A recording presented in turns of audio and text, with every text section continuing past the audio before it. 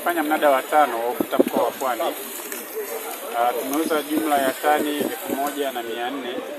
Bei ya juu kwa mnada wa leo ni shilingi 2520 na bei ya chini 2310.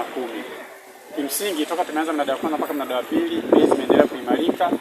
Unaona hata leo bei zimefikia 2520.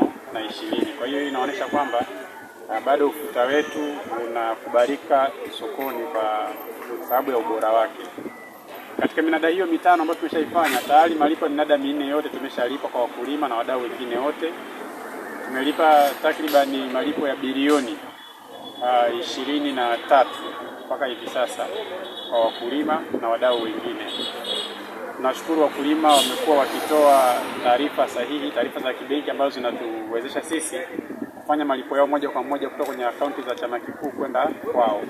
Kwa hiyo tumekuwa tukifanya hivyo kwa mnada wa kwanza, wa pili, wa tatu mpaka wa 4, na tumefanya hivyo bila kuwa na changamoto yoyote. Changamoto zilizopo ni ndogo ambazo zinapotokea tunatufanyia kazi haraka na mambo yanakwenda vizuri. Wakulima wenye ufuta waendelee kuleta ufuta kwenye amkosi zao ili taratibu za kupeleka ghala kuu na hatimaye kuuzwa zifanyike kwa wakati, kwa sababu tunapoelekea kwenye minada ya mwisho huku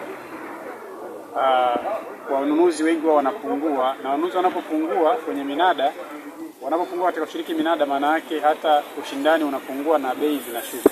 Kwa wanapoleta ufuta kwa wingi unawafanya wanunuzi waendelee kuwa wengi sokoni, kushiriki minada kwa wingi na hatimaye bei kuendelea kupanda.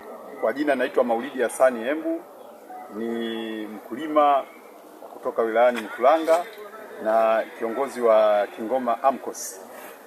Nawaeleza wakulima wenzangu, mwaka huu kweli mgumu, tofautisha na miaka miwili iliyopita nyuma. Kwa kipato chetu kidogo kimeshuka chini kutokana, mtu alikuwa analima shamba la ukubwa eka 10 anapata mpaka tani 3, tani 4. Mwaka huu kweli kidogo imeshuka kutokana na mvua zile mara kwa mara, na hususan tumeanguka wakulima katika palizi. Kwa majina ninaitwa Kasim Saidi Tindwa, ni mkulima wa zao la ufuta katika wilaya hii ya Mkuranga.